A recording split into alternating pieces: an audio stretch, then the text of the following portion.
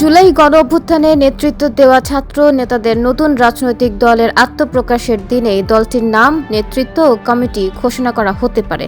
তবে দলের নির্বাচনের প্রতীক কী হবে সেটি এখন অপ্রকাশিত রাখা হতে পারে। আগামী 28শে ফেব্রুয়ারি শুক্রবার আত্মপ্রকাশ করতে যাচ্ছেন নতুন এই দল। নিউ ইয়র্কের মার্কস হোম কেয়ার এখন মিশিগানে। দলটির শীর্ষ পদ থাকছে 6টি। যাত্রার শুরুতে আহ্বায়কের নেতৃত্বে 6টি শীর্ষ পদ সহ দলের কেন্দ্রীয় কমিটির সদস্য সংখ্যা হবে 100 থেকে 150 জন। দলের আত্মপ্রকাশের দিনে এই কমিটি ঘোষণা করা হতে পারে। পরে দলটির কেন্দ্রীয় কমিটির সদস্যের সংখ্যা বাড়িয়ে 300 থেকে 500 জন করা হতে পারে। আর এই কমিটি নিয়েই নির্বাচনের প্রস্তুতি নেবে দলটি।